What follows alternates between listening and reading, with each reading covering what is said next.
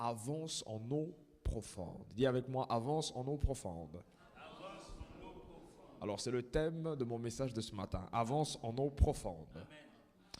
Vous savez, c'est une parole puissante, mais elle est aussi déstabilisante. Amen. Amen. Avance en eau profonde. Dis à ton voisin, avance en eau profonde. Lorsqu'on dit avance en eau profonde dans le monde spirituel, ça vient tout simplement défier notre humanité, notre logique en tant qu'être humain. Je donne un enseignement ce matin. Ça défie notamment notre logique en tant qu'être humain. Quand on te dit avance en eau profonde dans le monde spirituel, ça veut tout simplement dire que ta façon de voir les choses doit totalement changer. Amen.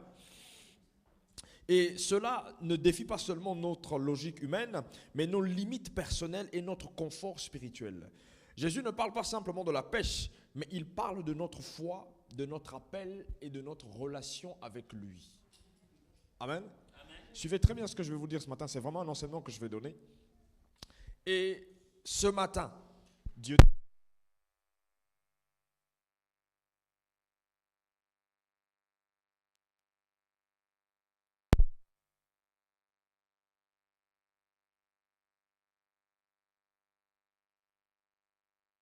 Gloire à Jésus.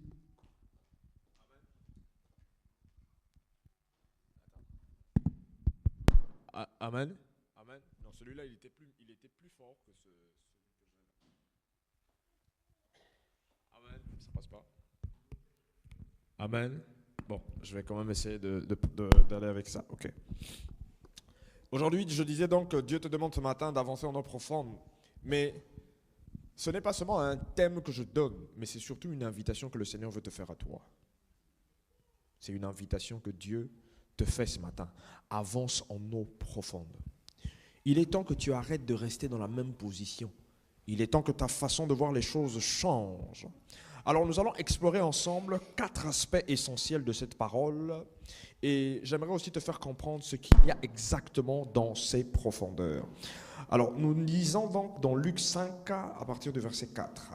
Luc 5, non, prenons le verset 1 à 11, c'est mieux. Luc 5, le verset 1 à 11.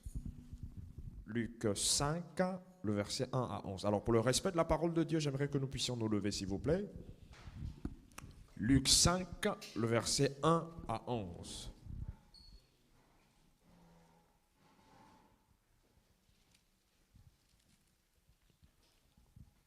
Est-ce que quelqu'un pourrait prendre sa Bible et lire s'il vous plaît? Luc 5, le verset 1 à 11. Amen. Oui. Comme Jésus se trouvait auprès du lac de Génézareth et que la foule se pressait autour de lui pour entendre la parole de Dieu, il vit au bord du lac 2 barques, d'où les pêcheurs étaient descendus pour laver leurs filets. Il monta dans l'une de ces barques qui était à Simon et il le pria de s'éloigner un peu de terre. Puis il s'assit et de la barque il enseignait la foule. Lorsqu'il eut cessé de parler, il dit à Simon, avance en pleine eau et jetez vos filets pour pêcher. Simon lui répondit, Maître, nous avons travaillé toute la nuit sans rien prendre, mais sur ta parole, je jetterai le filet. L'ayant jeté, ils prirent une grande quantité de...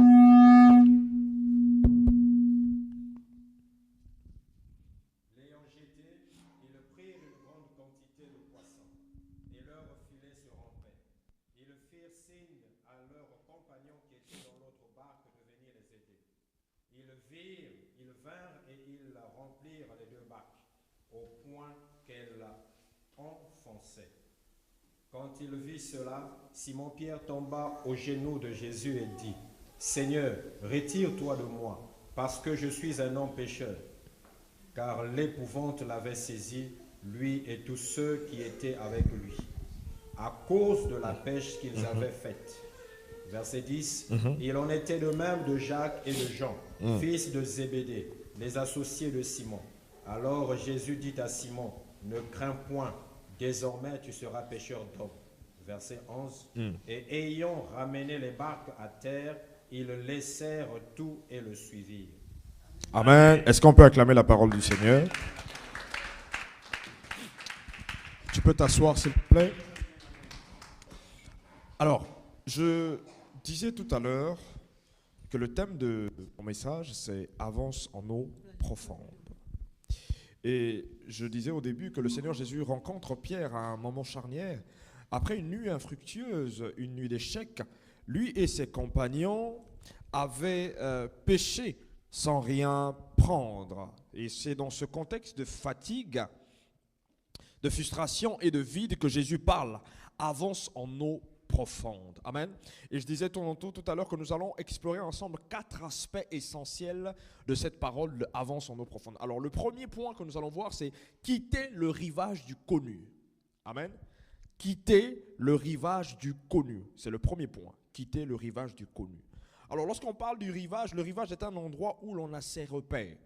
Et beaucoup de personnes sont souvent sur un même lieu, se confortent sur une même place et n'arrivent pas à avancer parce qu'ils se disent « je suis bien là où je suis ». Mais le Seigneur t'invite ce matin à aller te dire « va en eau profonde ». C'est le lieu de sécurité, de routine, de contrôle. Mais c'est aussi là où les eaux sont peu profondes, où il n'y a pas de grands défis et souvent pas de grandes percées non plus. J'aimerais dire à quelqu'un, tant que tu resteras dans le même endroit, tu seras toujours là en train de tourner en rond.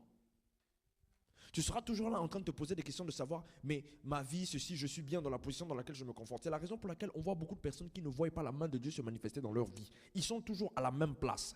La personne peut rester là du 1er au 30, la personne ne bouge pas. La personne ne fait aucun effort. Mais Dieu te dit quoi? Avance en eau profonde. Tu dois sortir de ta zone de confort. Il y a plusieurs personnes aujourd'hui qui ont du potentiel mais qui n'arrivent pas à décoller parce qu'ils sont toujours sur la même place. Et c'est pas bien. Et Dieu va dire, Jésus-Christ va dire, il dit, avance en eau profonde. La Bible déclare que Pierre connaissait les eaux peu profondes. Il savait que ce qu'il fallait faire pour pêcher. Mais Jésus lui a dit une chose. Il faudrait que tu ailles plus loin. Donc c'est-à-dire, va en eau profonde. Je ne sais pas si on se fait comprendre bien aimé dans le Seigneur. Va en eau profonde.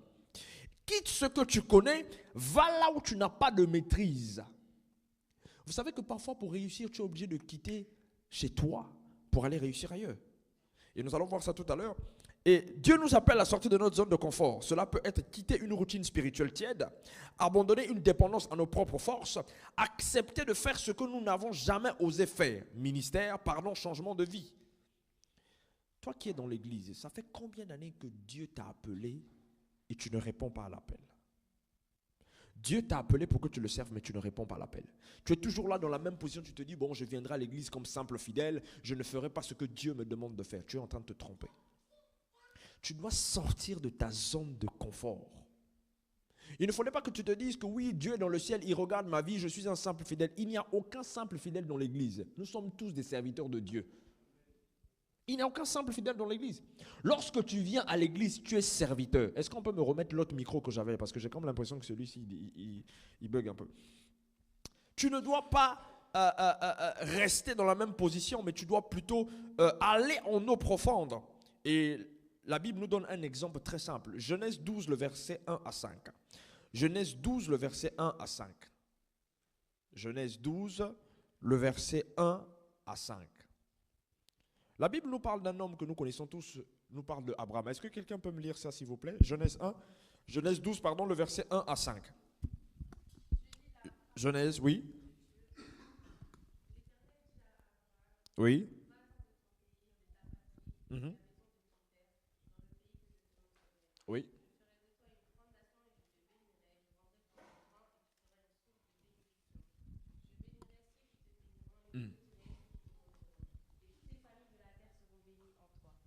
Abraham partit et l'Éternel lui avait dit, et Lot partit avec lui. Abraham était âgé de 75 ans.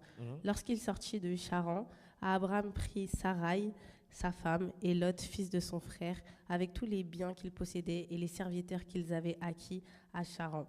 Ils partirent pour aller dans le pays de Canaan, et ils arrivèrent au pays de Canaan. Amen. Regardez une chose. Abraham a dû sortir de Ur, parce que Ur était la ville dans laquelle Abraham se trouvait. Abraham a dû sortir de cette ville pour devenir grand. Amen. Abraham a dû sortir de cette ville pour devenir grand. Sinon, Abraham ne serait pas devenu grand, bien-aimé dans le Seigneur. Il y a des fois, tu es obligé de sortir de la maison de tes parents pour devenir une grande personnalité. Tant que tu restes dans les jupons de tes parents, il y a certaines choses qui ne vont pas se débloquer. Amen. Tu as du potentiel en toi. Tu as la grâce que Dieu a déposée en toi. Mais tu es toujours là dans ta famille. Les choses n'avancent pas pour toi, tu restes là. Tu es toujours dans les mêmes circonstances. Tu te balades toujours avec les mêmes amis. Tu te balades toujours avec les mêmes personnes. Vous allez toujours dans la même bêtise, dans les mêmes choses. Ta vie ne marche pas. Ta vie ne change pas. Bien-aimé dans le Seigneur, il faut te poser la question aujourd'hui. Qu'est-ce qui se passe? Tu dois avancer en eau profonde. Tu dois aller plus loin. Tu dois regarder au-delà de ce que tu vois. Mais tu ne dois pas te conforter dans la même position. Tu dois quitter le rivage dans lequel tu te trouves. Il y a des fois, le rivage peut être confortable, mais Dieu agit dans la profondeur. J'aimerais dire à quelqu'un que Dieu agit dans la profondeur. Dieu ne va jamais venir se manifester dans ta vie tant que tu ne changes pas ta mentalité, tant que tu ne changes pas ta vision des choses. Cela va être compliqué. Tu ne peux pas toujours rester dans la même position. Bon, écoute, moi je suis bien, je gagne mes 1000 €, c'est une bonne chose, je reste dans cette position. Bien-aimé dans le Seigneur, change ta façon de voir les choses. Tu vas dire, non Seigneur, moi je veux obtenir un plus haut poste. Moi, je veux aller plus loin. Pourquoi je vais rester dans cette position? Cette position ne me convient pas. Mais nous avons la grâce en nous, bien-aimés dans le Seigneur. Nous avons Jésus avec nous. Et aujourd'hui, lorsque les choses ne marchent pas dans nos vies, on se pose des questions de savoir, Jésus, tu n'agis pas. Écoutez, vous croyez que Jésus va descendre de son trône pour venir régler votre propre situation que vous êtes vous-même capable de régler? Le problème aujourd'hui, c'est que les chrétiens développent ce qu'on appelle par une dépendance au pasteur. Est-ce que vous savez que Dieu vous a donné le pouvoir et l'autorité de changer les choses dans votre vie? Dieu vous a donné ce pouvoir-là. Mais aujourd'hui, qu'est-ce qui se passe? Le principe de la foi aujourd'hui est réduit à néant. Les gens n'ont plus la foi. Les gens se disent que on va prier Jésus, Jésus va agir. Écoutez, la foi peut déplacer n'importe quelle montagne. La foi, en fait, te ramène à un niveau surnaturel. Lorsque tu as la foi, tu deviens surnaturel. Ta façon de voir les choses change. Amen, amen. Je répète, le rivage peut être confortable, mais Dieu agit dans la profondeur. Si tu regardes la situation dans laquelle tu te trouves là présentement, et tu te dis que les choses vont rester comme ça veut dire que tu ne vas jamais voir la main de Dieu se manifester grandement dans ta vie. Il y a des personnes qui demandent à Dieu, par exemple, je prends un cas très simple, j'écoutais un frère qui est en train de dire, il dit, Seigneur, donne-moi 5 000, pendant que Dieu peut te donner au-delà de 5 000. Dieu peut te donner au-delà de 10 000. Mais ça dépend de toi. Qu'est-ce que toi tu fais? Est-ce que tu regardes juste à un tout petit peu ou tu veux avoir plus que ce que tu es en train de demander? Amen. Alors, le deuxième point, c'est obéir même quand cela n'a pas de sens. Obéir même quand cela n'a pas de sens. Nous allons lire dans Luc 5, le verset 5. Luc 5, le verset 5. J'ai dit que je donnais un petit enseignement. Luc 5, le verset 5. Je lis la parole. Oui. Donc Luc 5, verset 5. Oui. Simon lui répondit, Maître, nous avons travaillé toute la nuit sans rien prendre, mais sur ta parole, je jetterai le filet. Sur ta parole, je jetterai le filet. Oui. Amen. C'est bon, arrête-toi là. Écoutez, nous allons remarquer une chose. Pierre dit, Maître, nous avons travaillé toute la nuit sans rien prendre. Il aurait pu s'arrêter là. Mais la Bible déclare qu'il va ajouter, il va dire, mais sur ta parole, je jetterai le filet. Sur ta parole, je jetterai le filet. Est-ce que toi, sur la parole du Seigneur, tu te lances? Est-ce que toi, pose-toi la question de savoir, est-ce que tu te lances quand la parole du Seigneur t'est donnée? Ou tu te poses des questions, ou tu te mets à raisonner. Le problème, c'est quoi? Lorsqu'il y a trop de raisonnement, cela empêche la manifestation du miracle. Cela empêche la main de Dieu dans ta vie. Mais regardez ce qui s'est passé avec Pierre. Pierre n'a pas désobéi. Il va tout simplement dire, sur ta parole, je jetterai le filet. C'est une obéissance qui ne se repose pas sur les circonstances, mais une obéissance qui se repose sur la confiance en la parole de Jésus. Amen, amen. Il a eu confiance en la parole de Jésus et il a fait quoi? Il a jeté le filet. Toi, si je te dis maintenant, demain tu vas avoir le boulot, tu vas dire non, le prophète est en train de rigoler. Le prophète rigole. Et c'est ce problème-là que nous avons dans l'église. Quand on te dit, vas-y, tu es guéri, tu es restauré, toi tu te dis, la petite douleur là qui est là, ça continue encore. Mais quand Jésus te dit une chose, il faut croire. Et Pierre a fait quoi? Il a jeté le filet. Il l'a jeté. Il dit, sur ta parole, je jette ce filet. Mais est-ce que toi tu passes énormément du temps dans la méditation de la parole de Dieu? Lorsque Jésus-Christ dit dans sa parole que par ses meurtrissures tu es guéri, est-ce que tu crois en cette parole? Est-ce que tu crois que tu es guéri? Est-ce que tu crois que tu es restauré? Est-ce que tu crois que ta vie ne va pas changer? Écoutez, ce n'est pas parce que tu es dans une circonstance qui est très bizarre que tu vas te dire que Jésus-Christ n'agit pas. Non, regardez un peu la situation dans laquelle que Pierre était. Il dit, sur ta parole, je jetterai le filet. Et pourtant, il ne le connaissait pas. Il venait à peine de le connaître. Mais il va faire quoi? Il va le faire confiance. C'est ça en fait. Et plus loin, Dieu peut nous demander de bénir quelqu'un qui nous a offensés. Est-ce que vous le savez? Dieu peut te dire, bénis une personne qui t'a offensé. Mais je suis sûr d'une chose, que si je me mets à interpeller 1, 2, 3 personnes parmi vous, je dis, bon, la personne là qui t'avait brisé le cœur depuis les années 2000, Dieu veut que tu ailles bénir cette personne. Tu seras la première personne à me dire, prophète, tu as menti, tu n'as pas à côté. Pendant que c'est Dieu qui veut que tu le fasses. Parfois, ta bénédiction dépend de cette personne. Parfois, les portes qui sont fermées sur ta tête dépendent de cette personne. Mais quand Dieu va te dire, vas-y, lorsque Dieu t'envoie, il te donne un mandat. Dieu peut te dire, investis dans un projet sans résultat immédiat. Ou encore, il te dit, prie encore. Après plusieurs prières sans réponse, tu pries pour le même sujet, tu ne vois aucun miracle se manifester. Mais Dieu te dit, persévère encore. Moi, je me rappelle dans la semaine, je parlais avec quelqu'un qui me dit, prophète, je prie, je ne vois pas la main de Dieu se manifester. Moi, je lui ai dit, va encore prier. La personne m'a dit, prophète, je ne prie plus pour ça. Mais après, le Seigneur m'a dit une chose. Si cette personne persévère dans la prière, ça ne fera même pas 1 semaine, 2 semaines. La personne verra la manifestation de Dieu se manifester. Mais la personne a été touchée, la personne a dit, non, je ne veux plus prier. Je ne prie plus pour ce sujet-là. J'ai dit, ok, laisse tomber. Ce genre d'obéissance est difficile, mais c'est là que le miracle commence, bien aimé dans le Seigneur. Ça peut être difficile, mais c'est là où le miracle va commencer. Vous savez, le problème que nous avons dans l'église, c'est quoi? C'est quand on vous dit de faire des choses. Dieu révèle par exemple au pasteur, il vous dit, faites ceci, faites cela. Vous vous dites, non, nous n'allons pas faire cela. Et quand le pire va arriver, vous allez commencer à dire, ah pasteur, tu avais raison, tu avais dit ça. Écoutez, il faut écouter lorsqu'on vous parle. Si tu n'écoutes pas, comment veux-tu voir la main de Dieu se manifester dans ta vie? Pierre ne connaissait pas Jésus, mais il a fait ce que Jésus lui a demandé de faire et il a vu la main de Dieu se manifester. La foi ne consiste pas à voir pour croire, mais à croire pour voir. Est-ce qu'on est d'accord? La foi ne consiste pas à voir pour croire, mais à croire pour voir. C'est ce qui s'est passé avec Pierre. Il n'a pas encore vu, mais il a cru. C'est la raison pour laquelle moi j'aime vraiment ce verset. On va lire dans Jean 20 le verset 29. Jean 20 le verset 29. Jean 20 le verset 29. Je lis la parole de Dieu. Amen. Parce que tu m'as vu, tu as cru. Oui. Heureux ceux qui ne m'ont pas vu et qui ont cru. Amen. Heureux l'homme, dans notre version il est écrit, heureux l'homme qui aura cru sans avoir vu.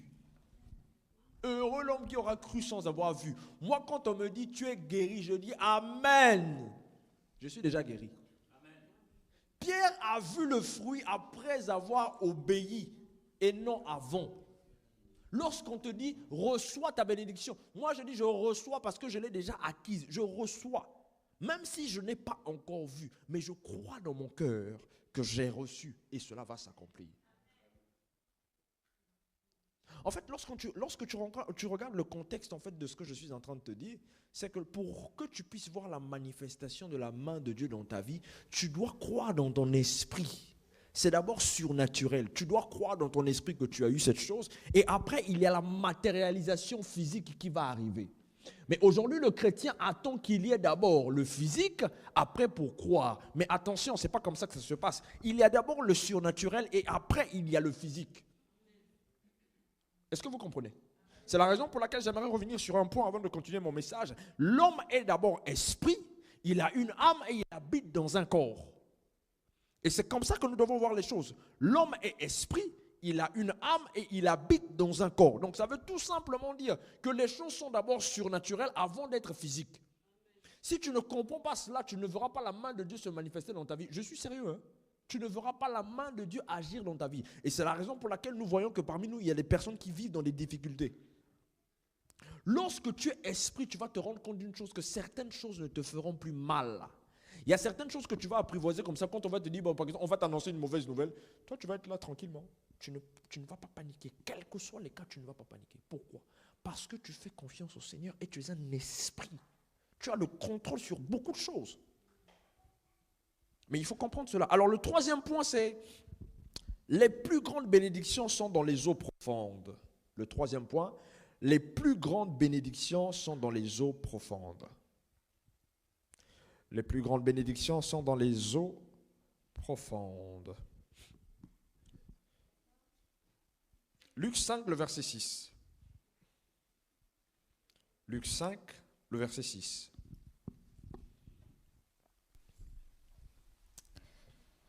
Ils les jetèrent et prirent une grande quantité de poissons, et leurs filets se déchiraient. Ils firent signe à leurs compagnons qui étaient dans l'autre barque de venir les aider. Ils vinrent et remplirent les 2 barques au point qu'elles s'enfonçaient. Quand il vit cela, Simon-Pierre tomba aux genoux de Jésus et dit, « Seigneur, éloigne-toi de moi parce que je suis un homme pécheur. » Arrête-toi là, s'il te plaît. Écoutez, vous allez vous rendre compte d'une chose. Quand ils avancèrent, une pêche miraculeuse eut lieu. Leur filet se rompait tant le poisson était abondant. Et regardez une chose, lorsque vous cherchez les choses par votre propre effort, je vous assure que ça sera très difficile de pouvoir l'obtenir.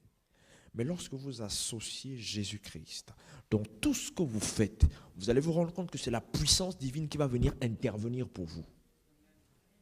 Si vous cherchez les choses par vous-même, ça sera très difficile. Mais si vous cherchez les choses avec Dieu, vous mettez Dieu en avant, vous allez voir la manifestation de la main de Dieu se manifester.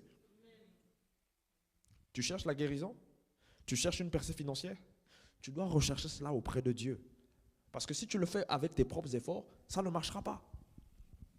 En eau profonde, Dieu nous donne une révélation plus profonde de sa personne. Lorsque tu es en eau profonde, Dieu se manifeste puissamment dans ta vie. En fait, il t'amène à rencontrer un réma puissant. Quand on parle de réma, on parle de quelque chose qui est caché, on parle d'une révélation cachée. Et Dieu peut t'emmener à pouvoir découvrir des choses que tu n'avais pas. Parce que tu as complètement pris la décision de le suivre. Parce que tu as pris la décision de le mettre en avant. Et lorsque tu es en eau profonde, il y a ce qu'on appelle par une moisson spirituelle abondante. Lorsque tu es avec le Seigneur, tu pries énormément, tu es avec lui en profondeur, il y a quelque chose qui va se passer, c'est que tu vas récolter abondamment. Regardez, dans le monde spirituel, il y a 2 choses. La première des choses, c'est la justice de Dieu, donc c'est-à-dire le camp de la lumière. La deuxième des choses, c'est le monde des ténèbres. Et le monde des ténèbres fonctionne comment? Il fonctionne avec des sacrifices. Amen. Pour que tu puisses obtenir quelque chose dans le monde spirituel, donc c'est-à-dire auprès de Satan, c'est vrai que chez nous aussi c'est la même chose, mais différemment. Chez Satan, il faut que tu fasses des sacrifices humains. Il faut que tu fasses des sacrifices humains ou que tu vendes ton propre âme. Tu t'es vendu toi-même. C'est comme ça que vous voyez qu'il y a plusieurs personnes qui excellent, qui avancent loin, qui récoltent beaucoup dans le monde spirituel. Ils sont là et ça se manifeste aussi dans le monde physique. Ils ont beaucoup d'argent. Ils avancent. Mais ils ont fait ça au prix d'une chose, leur propre âme, ou bien ils ont sacrifié leur père, leurs frères, leurs sœurs, et etc., etc. Et il faut faire attention. Toute réussite ne vient pas de Dieu. Il y a des réussites qui viennent du diable. Et c'est la raison pour laquelle nous voyons plusieurs personnes qui meurent brusquement. Tu vois une personne, la personne est morte au bout de 5 ans brusquement. La question qu'il faut te poser, qu'est-ce qui s'est passé? La personne a brassé beaucoup d'argent. La personne a brassé beaucoup d'autorité. Mais qu'est-ce qui s'est passé après? Qu'est-ce qui s'est passé? Il y a certaines moissons spirituelles qui sont abondantes, mais qui sont tachetées de sang. Et la meilleure des bénédictions se trouve auprès de Jésus. Lorsque Jésus intervient dans ta vie, il te bénit normalement. Jésus te bénit normalement. Il n'a pas besoin que tu puisses échanger quelque chose en retour si ce n'est que de respecter les principes de sa parole. Tant que tu respectes les principes de la parole de Dieu, tu vas voir de grandes choses se manifester dans ta vie. C'est la raison pour laquelle je vous incite ce matin à passer énormément de temps dans la méditation de la parole de Dieu pour que vous soyez grands. Les gens aujourd'hui sont plutôt prêts à écouter des messages où on te dit oui, reçois la bénédiction. Oui, je reçois. Mais quand tu sors d'ici, tu n'as rien entendu. Si on te pose la question de savoir qu'est-ce que tu as compris du message, on va te dire zéro. Alors la troisième des choses, c'est des percées inattendues dans des domaines bloqués. Foyer, finances, appel. Alors j'aimerais dire à quelqu'un ceci. Quel que soit ce que tu attends de la main de l'Éternel, quel que soit ce qui est bloqué dans ta vie, tu vas l'obtenir dès l'instant où tu te consacres totalement à Jésus.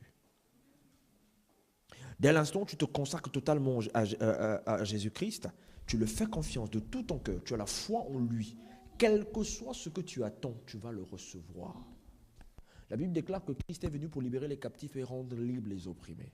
Il est venu pour toi, il n'est pas venu pour les anges. Non, les anges, non, il n'est pas venu pour eux, il est venu pour toi. Amen. La Bible dit que Dieu a tant aimé le monde qu'il a donné son Fils unique Jésus-Christ afin que quiconque croit en lui ne périsse pas mais qu'il ait la vie éternelle. Le sacrifice de la croix est venu te racheter du péché de la mort, est venu te racheter de beaucoup de difficultés. Quelle que soit la situation qui est en train de te ronger, Jésus-Christ a la capacité d'arranger cela et de te bénir. Regarde une chose, Jésus-Christ fonctionne comment? Lorsqu'il t'accorde quelque chose, il t'accorde aussi un plus. Généralement, vous allez vous rendre compte d'une chose, que toute bénédiction que le Seigneur donne, ce sont des bénédictions qui enrichissent. Ce n'est pas des bénédictions qui se suivent d'un chagrin quelconque. Si tu as reçu une bénédiction qui s'est suivie d'un chagrin, ça veut tout simplement dire que tu n'étais pas dans la volonté parfaite de Dieu. Et le quatrième point, c'est de la bénédiction à la mission. Alors sur ce point-là, je vais vraiment m'appuyer là-dessus pour vous faire comprendre bien les choses. De la bénédiction à la mission. Lorsque nous regardons le miracle qui s'est passé, Pierre était bouleversé. Et il va dire, Seigneur, éloigne-toi de moi car je suis un homme pécheur. Il prend conscience de qui est Jésus. Est-ce que toi, tu as déjà pris conscience de qui est véritablement Jésus dans ta vie? Est-ce que tu prends véritablement conscience de qui est Jésus? Ou tu viens ici tous les matins, tous les dimanches matins pour dire, oui, Jésus, Jésus, Jésus. Est-ce que tu connais réellement qui est Jésus? C'est la question qu'il faut te poser. Pose la question à ton voisin, est-ce que tu connais qui est Jésus? Est-ce que tu connais qui est Jésus, bien-aimé dans le Seigneur? C'est la question qu'il faut te poser ce matin. Parce qu'aujourd'hui, si tu ne connais pas qui est Jésus, tu ne vas pas voir sa main se manifester dans ta vie. C'est ce réel problème que nous avons aujourd'hui. On a un problème d'identité ici.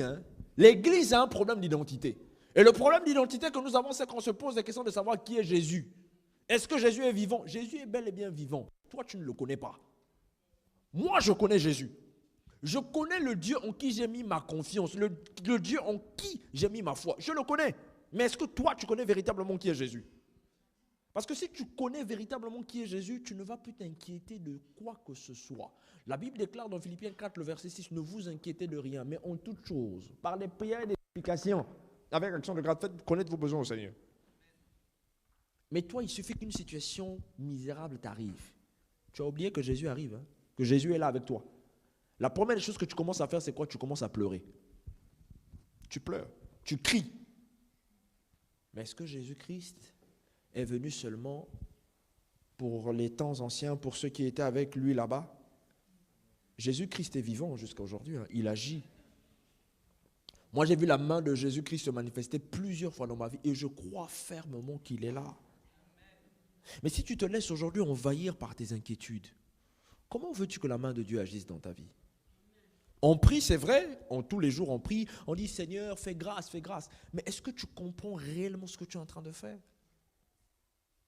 Vous savez, Dieu peut par exemple t'accorder un boulot aujourd'hui et te le retirer demain matin. Tu vas dire que Jésus n'existe pas. Tu vas te dire que Jésus-Christ n'existe pas. Mais laisse-moi te faire comprendre une chose. Il y a la volonté parfaite et il y a la volonté permissible du Seigneur. Il y a parfois certaines choses qui arrivent parce que le Seigneur veut t'emmener à une autre dimension, à un autre niveau. Quand il voit, il dit, non, si mon fils ou ma fille va là-bas, ça va être la catastrophe. Parfois, le Seigneur permet qu'une chose arrive pour pouvoir t'épargner de beaucoup de choses. Ce n'est plus seulement un miracle, c'est une rencontre avec le Saint. Lorsque Pierre a réalisé qui était réellement Jésus, il s'est mis à genoux et il a dit, qui suis-je? Qui suis-je moi? Dans d'autres versions, on dit, qui suis-je moi pour être face à toi? Je suis un homme pécheur que je suis. Mais est-ce que toi, lorsque tu te réveilles le matin, tu connais véritablement Jésus? Est-ce que tu as le courage de dire, Seigneur, je suis un pécheur. Je suis un pécheur. Est-ce que je mérite vraiment cette compassion? Vous savez, dormir et se réveiller, c'est bien. Mais est-ce que tu sais que le souffle de vie que tu as là, c'est Jésus qui te le donne? Ce n'est pas un homme qui te le donne. Regardez un peu combien de personnes sont dans les lits d'hôpitaux là, qui sont en train de crier, de pleurer. Peut-être il y a certains qui vont peut-être mourir tout à l'heure. Peut-être là, il est 11h59 là. Il y a peut-être une personne qui est décédée là. Mais toi, tu es là, tu as le souffle de vie, tu es bien portant. Est-ce que tu réalises un peu ces choses-là? Pierre a réalisé que l'homme qui était en face de lui n'était pas une personne lambda, mais c'était Jésus. Il était un saint. Et c'est comme ça qu'il a vu le miracle de Dieu se manifester dans sa vie. Si tu veux voir le miracle de Dieu se manifester dans ta vie, il faut impérativement que tu rencontres, que tu aies une véritable rencontre avec Jésus. Tu dois rechercher cela. Vous savez, quand j'ai commencé dans mes débuts de la prédication et tout, et puis la foi, la puissance et autres et tout, mon père me disait toujours une chose. Lorsque tu pries le Seigneur, tu dois demander à ce qu'il te rencontre. Prie dans tes prières, tu dis, Seigneur Jésus, je veux te rencontrer. Seigneur Jésus, je veux te rencontrer. Seigneur Jésus, je veux te rencontrer. Mais après, ça peut être comme, tu peux devenir fou. Hein? Oh Jésus, je veux te rencontrer. Jésus, je veux te rencontrer. Tu fais cette même prière tous les jours, tous les jours, tous les jours, tous les jours. Je t'assure, tu vas rencontrer Jésus. Tu ne dois pas manquer dans tes prières de prier pour rencontrer Jésus. Tu dois le faire. Tu dois tout le temps les mentionner. C'est une prière qui doit être là. Tu dis, Seigneur, je veux te rencontrer. Je veux te voir. Mais aujourd'hui, les chrétiens, non. Seigneur, bénis-moi, sans pour autant voir la personne qui doit te bénir. Sans pour autant voir l'entité qui doit te bénir. Jésus-Christ peut apparaître. Jésus-Christ peut apparaître. Si Jésus-Christ a apparu à Saul de Tarse, qui est un homme fait de chair et de sang comme toi et moi, tu penses que Jésus-Christ ne peut pas t'apparaître? Il peut le faire. Arrêtons de réduire Jésus-Christ à un bouquin qui est là, dans un livre, et on dit, bon, c'est juste une histoire qui est là. Non, ce n'est pas une histoire. Hein. Jésus est véritablement vrai. Hein. Je vous assure. Jésus existe pour le vrai. C'est à toi de prendre la décision de dire, Jésus, je veux te voir. Et lorsque nous regardons un peu plus loin, Jésus va répondre, il va dire à Pierre, ne crains point, désormais tu seras pêcheur d'hommes. Et le but n'était pas seulement de remplir les filets, mais de transformer les vies. Lorsqu'on regarde bien cette histoire que le Seigneur voulait faire comprendre à Pierre, quand il dit avance en eau profonde, le but principal, ce n'était pas seulement de remplir les filets, mais de transformer des vies. Tu es un gagneur d'âme.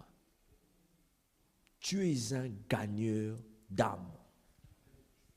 Tu as le droit de gagner des âmes parce que tu as reçu un mandat du Seigneur. Il dit, allez partout, faites des nations des disciples. Ça fait combien de frères que tu as emmenés ici à l'église? Pose la question à ton voisin. Tu as déjà emmené combien de personnes ici à l'église? Tu as déjà emmené combien de personnes ici à l'église? Combien de personnes tu as déjà emmené à l'église ici? Quand tu avances en profondeur avec Dieu, Dieu aussi te bénit. Dieu permet que tu puisses rentrer dans une sphère où tu peux facilement évangéliser les gens.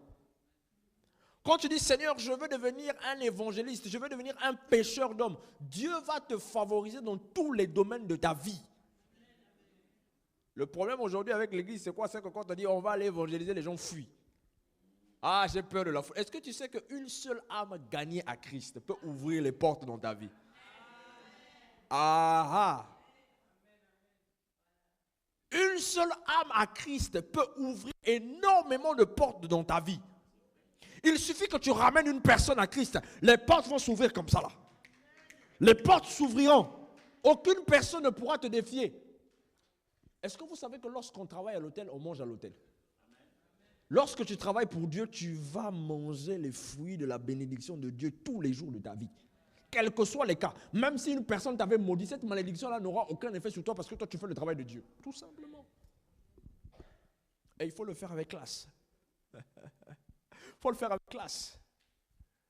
Lorsqu'on est avec Dieu, quelles que soient les difficultés qu'on traverse, Dieu nous sortira de là.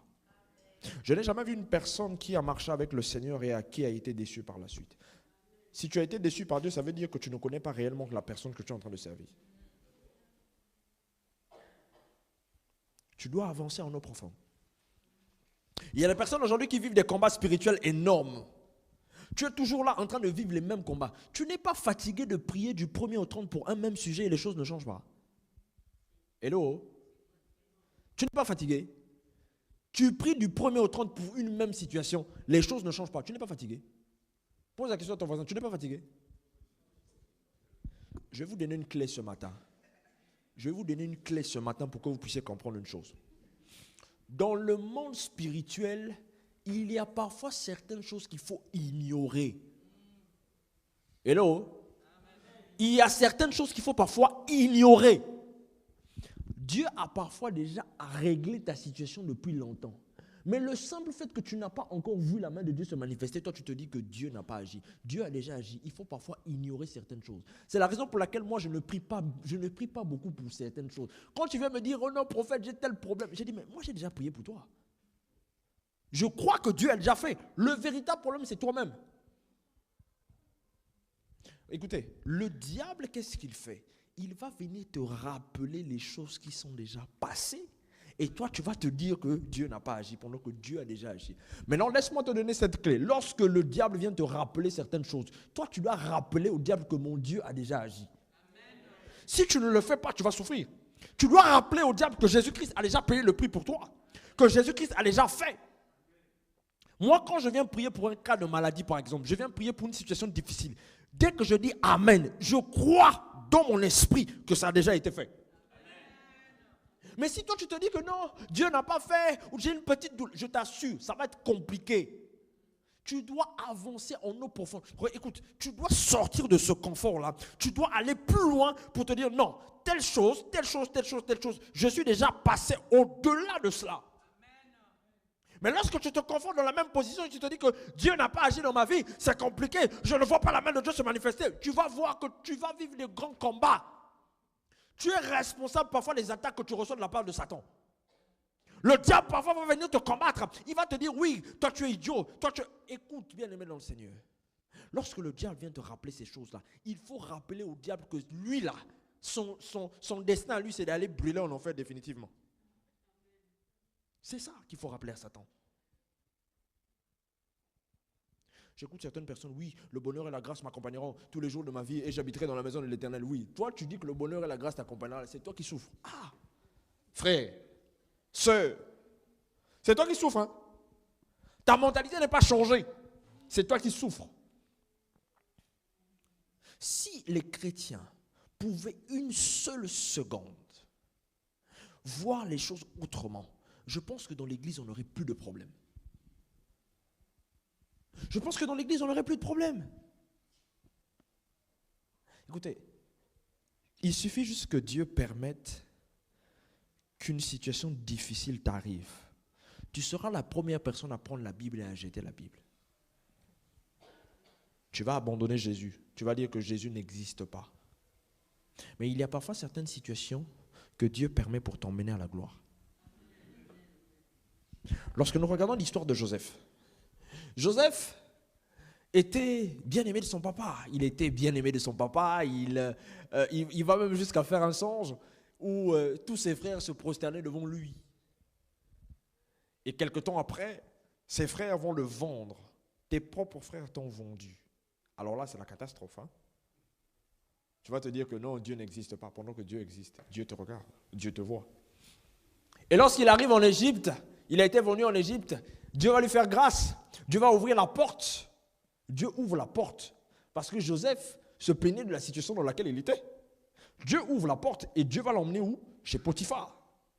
Mais lorsque Dieu l'emmène chez Potiphar, croyez-vous que l'arrivée de Joseph dans la maison de Potiphar était la volonté parfaite de Dieu? Hello? Est-ce que c'était la volonté parfaite de Dieu? Ce n'était pas la volonté parfaite de Dieu que Joseph entre chez Potiphar. La Bible déclare que lorsque Joseph est arrivé chez Potiphar, Joseph a commencé à gérer tout ce qui appartenait à Potiphar. Mais lorsqu'il est arrivé chez Potiphar, quelque temps après, qu'est-ce qui s'est passé? La femme de Potiphar a braqué ses regards sur Joseph. C'est ce qu'on appelle par les tueuses de destinée. Les tueuses de destinée sont répandues même dans l'église. Il y a des tueuses de destinée. Il y a des tueurs de destinée même dans l'église qui sont là pour t'empêcher d'aller en eau profonde. Et ce sont ces personnes comme ça qu'il faut éviter. Il faut faire très attention à ce genre de personnes. Qui sont là pour venir te séduire, qui sont là pour venir te tenter, en te disant non, toi tu dois quitter l'église, parce que cette église-là, il y a ci, il y a cela. Mais Dieu, si Dieu t'a envoyé dans un lieu bien précis, bien aimé dans le Seigneur, quel que soit les cas, ne quitte pas cet endroit-là. Et quelque temps après, ce qui s'est passé, c'est quoi? Lorsque la femme de Potiphar était en train de draguer, était en train de tout faire pour pouvoir obtenir Joseph, la Bible déclare qu'elle a accusé Joseph de viol. Et lorsqu'elle a accusé Joseph de viol, qu'est-ce qui s'est passé? Joseph a été connu où? En prison. Mais dans quelle terre? Toujours en Égypte. Toujours où? En Égypte.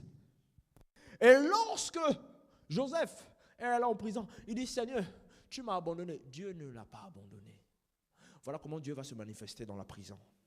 Quelle que soit la prison dans laquelle tu es, bien-aimé dans le Seigneur, Dieu peut te libérer de cette prison. Amen. Dieu peut te restaurer. Être dans une prison, être dans une situation difficile ne veut pas dire que la main de Dieu n'est pas sur toi. Au contraire, tu dois te dire une chose, que c'est dans les moments les plus difficiles de ta vie que tu dois bénir le Seigneur. Lorsque tu bénis le Seigneur dans les moments les plus difficiles de ta vie, c'est là où tu vas voir la main de Dieu se manifester.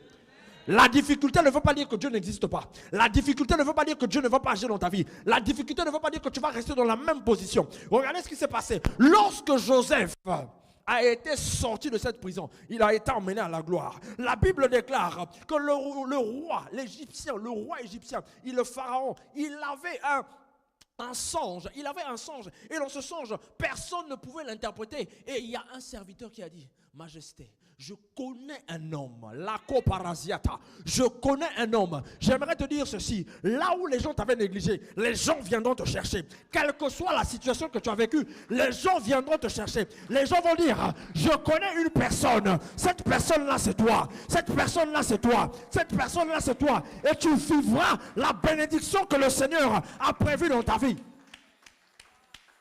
Lorsque Joseph est arrivé devant le roi, la Bible déclare que lorsque le roi a commencé à expliquer le songe, Joseph va lui dire non, il y a autre chose. Le roi était choqué. Il était en train de dire, mais quel est cet homme qui lui a expliqué? La Bible déclare qu'ils se sont tous regardés pour dire que personne ne lui a expliqué.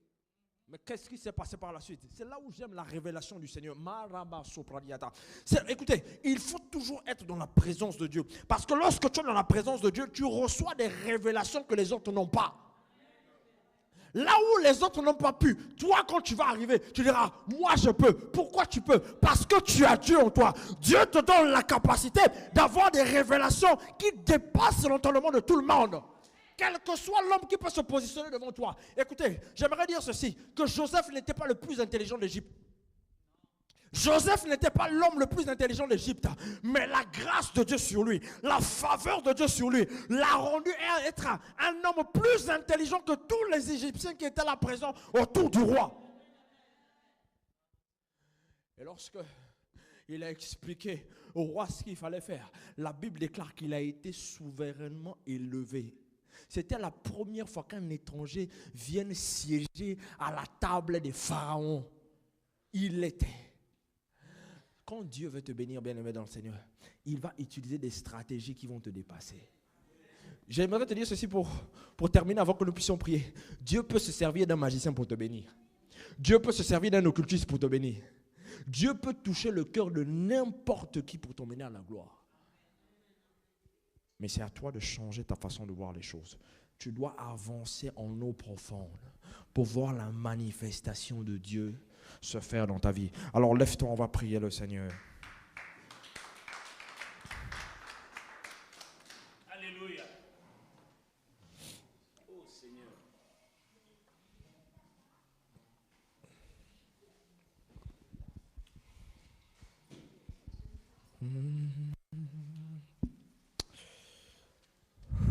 J'aimerais juste que tu fermes tes yeux là où tu te trouves. Ferme tes yeux. Ferme tes yeux. Vous savez, la Bible déclare qu'en toute chose, nous devons rendre gloire à Dieu. Baisse le volume, s'il te plaît. En toute chose, nous devons rendre gloire à Dieu. Quelle que soit la situation difficile dans laquelle tu te trouves, j'aimerais d'abord t'inviter à rendre grâce à Dieu. Dis Seigneur, je te rends grâce pour tout ce qui s'est passé dans ma vie. Alors élève ta voix, commence à prier. Rends grâce à Dieu, premièrement.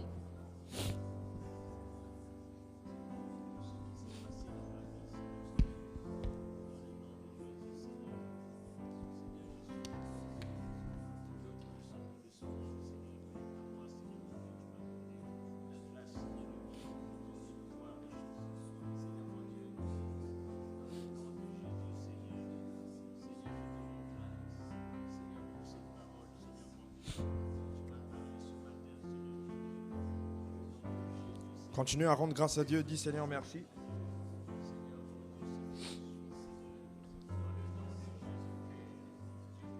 Rends grâce à Dieu. Dis Seigneur, je te rends grâce pour ce matin. Je te rends grâce pour ma vie. Je te rends grâce pour toutes les situations difficiles dans lesquelles je me trouve.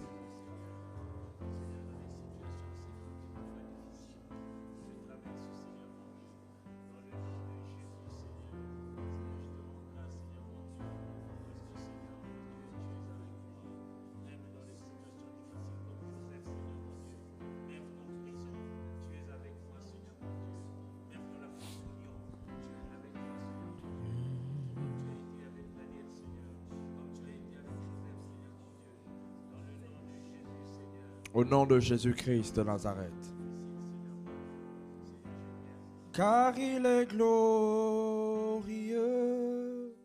et digne de régner. L'agneau est souverain. Nous élevons nos voix, nous élevons.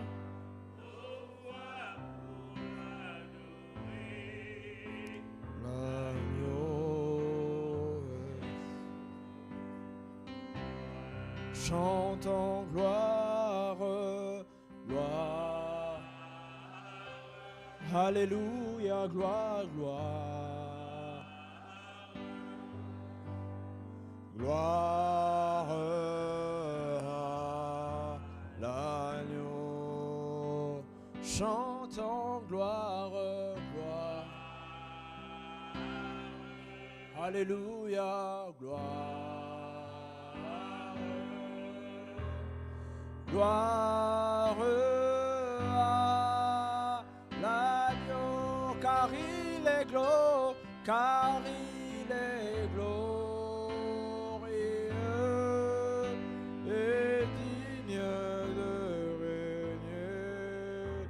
Agneau et souverain.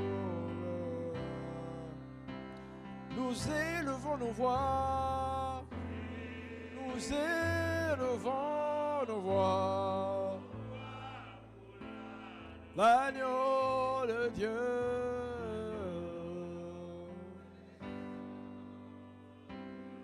car il est glorieux, car il est glorieux et digne, l'agneau de Dieu.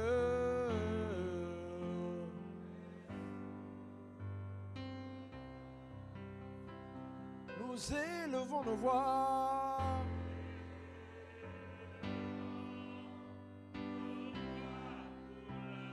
L'agneau de Dieu.